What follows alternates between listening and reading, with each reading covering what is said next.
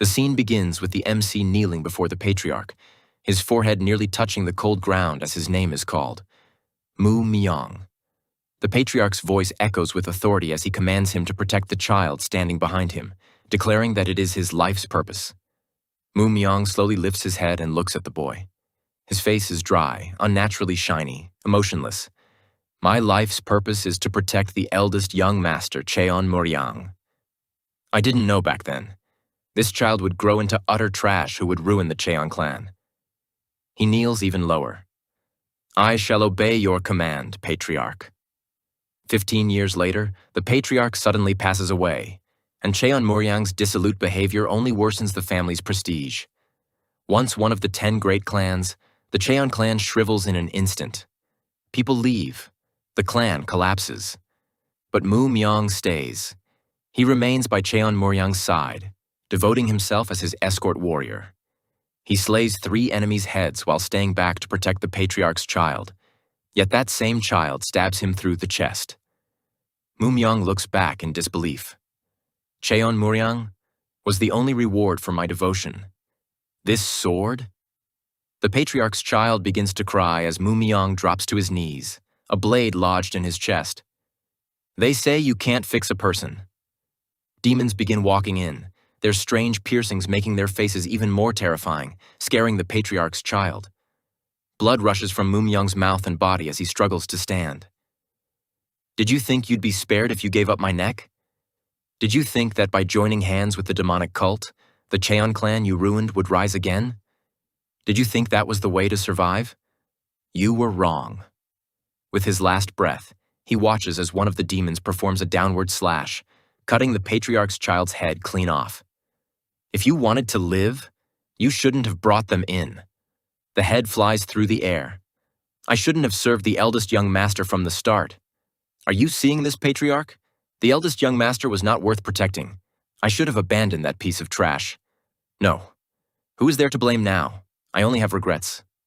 Originally, he had no name. After being taken in by the Cheon Clan patriarch, he became Mu Myong, nameless. He looks up at the sky as enemies surround him, pointing their swords at him.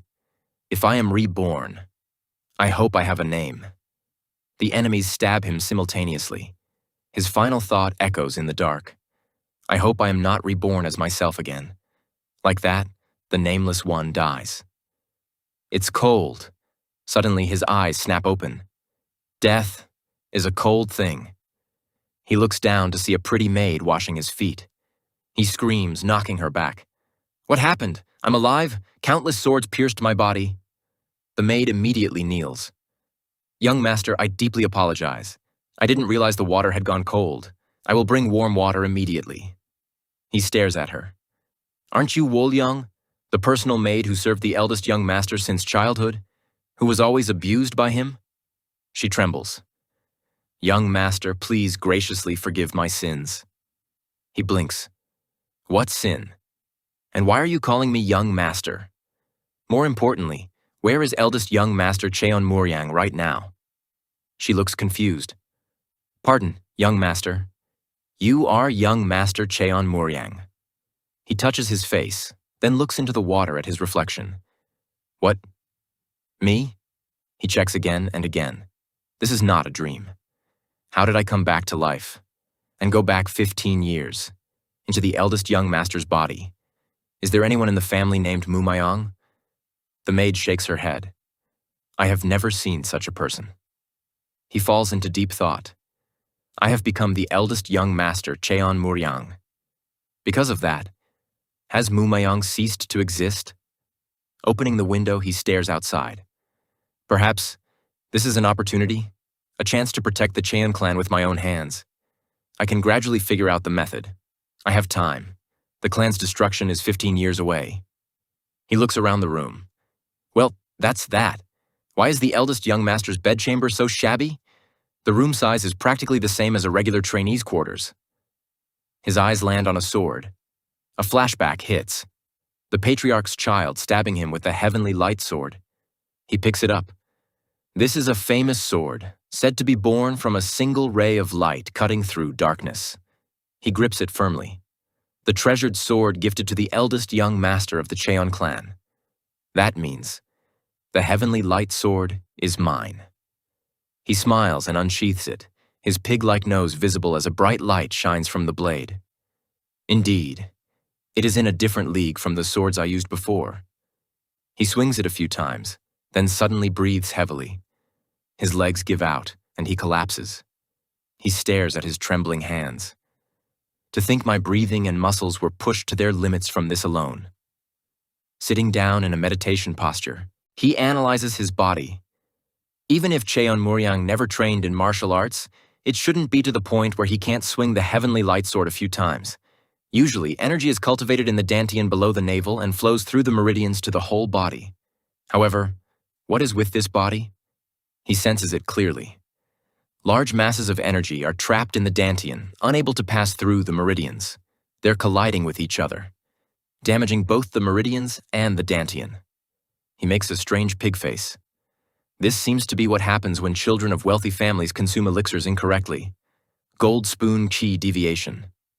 The day passes and members are seen doing swing training. One member falls after being struck in the head. "Hey, who hits the head with full force during a spar? It sounded like it cracked. If I knew it was like this, I would have hit your head too." The strong member stands over him. "Stop whining like a little girl. I told you I'd win using only one hand, didn't I? You lost the bet. Hurry up and hand over the money. If you're resentful, we can go another round with higher stakes." Suddenly, they both turn their heads. The MC is swinging his sword. Is that the eldest young master? Isn't this the first time he's come to the training ground? Yeah, what's up with that good-for-nothing? The MC gasps for breath. What a hot mess. To think this body is burdened by swinging just a wooden sword. He drops it. With a body like this, sword training is impossible. Watching from afar, a member sneers. Giving up already? Figured as much. Hurry up and leave. There's not a single person here who likes you. Instead, the MC starts running laps. First, let's run. Losing weight is the priority. Everyone stares in confusion. Looks like he doesn't intend on leaving. The strong member narrows his eyes. No intention of leaving, huh? Then I'll have to make him want to leave.